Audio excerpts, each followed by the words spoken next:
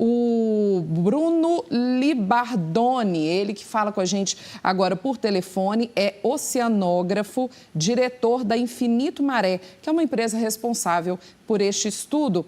Bruno, muito boa tarde.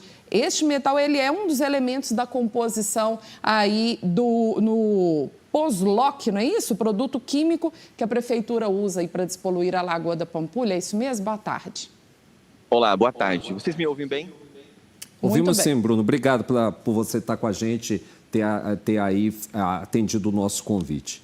Maravilha. Bom, pessoal, muito obrigado pela oportunidade de até esclarecer as dúvidas referentes ao nosso trabalho e ao que a gente veio observando durante esses meses em que nós estivemos com as nossas tecnologias na Lagoa da Pampulha. O que é muito interessante, esse mineral, terra rara, chamado lantânio, ele é muito eficiente para a remoção de um elemento essencial para você cuidar da qualidade das águas, chamado fósforo. E esse lantânio, quando você utiliza ele sequestra o fósforo, cria um floco de argila e esse floco de argila decanta. E quando isso acontece, ele remove realmente esse elemento importante para a qualidade das águas. Mas é sabido que 1% desse lantânio volta para a superfície das águas. E é essa concentração que a gente acabou encontrando nas caravelas que estavam na Lagoa da Pampulha. Se essa concentração de lantânio, que acabou aderindo nas algas que cresciam nas caravelas, estavam numa concentração de 3.850.000 vezes acima do que a legislação australiana permite, a gente tem ali um elemento importante para a gente fazer estudos avançados, urgentes até, para a gente entender qual é o resultado e as consequências dessa alta concentração na biota da própria Lagoa da Pampulha.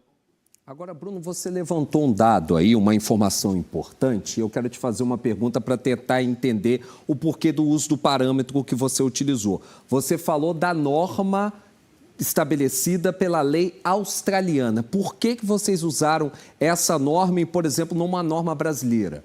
Por favor, só para que a gente possa compreender a utilização dessa norma, desse estabelecimento de norma para o estudo. Obrigado pela pergunta. Quando a gente utiliza esses estudos de análise de concentração de elementos, a gente faz o uso das melhores legislações acerca desse tipo de concentração.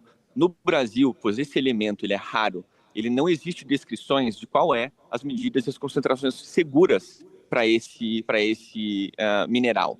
Mas na Austrália, onde se produz o produto que foi utilizado na Lagoa da Pampulha durante muito tempo, que é esse produto chamado POSLOC, e dentro dele existe o lantânio. Então a gente foi buscar a legislação do país origem do produto, para entender lá, já que eles têm lá uma descrição, lá que ele é bem vendido e amplamente utilizado, eles têm um processo de estudo mais aguçado acerca desse elemento. Mas para os outros elementos que a gente mediu na Lagoa da Pampulha, nós usamos alguns legislação alemã e muitos a legislação brasileira, para a gente entender de fato qual é a concentração com base nas medidas brasileiras. Agora, Bruno, deixa eu tentar entender o que vocês estão apresentando.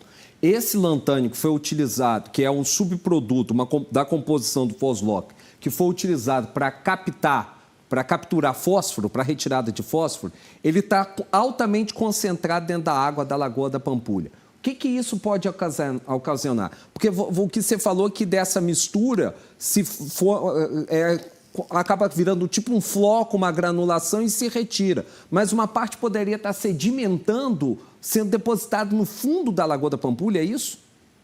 Sem dúvida alguma. E esse é um processo que é descrito pela própria fábrica do produto. O produto funciona, você joga esse pó, esse mineral na superfície das águas e ele sequestra esse fósforo, cria esses flocos de argila e decanta. Mas 1% desse material tende a voltar à superfície. Então, volto e até reafirmo isso. O POSLOC ele é muito eficiente para medidas agudas de tratamento de água, não para o uso crônico. Para o uso crônico, nós temos outras técnicas que são mais eficientes e trazem um resultado menos danoso para o sistema. No caso do lantânio em excesso, grande parte desse material vai para o fundo da lagoa e ajuda, sim, ao assoreamento da lagoa.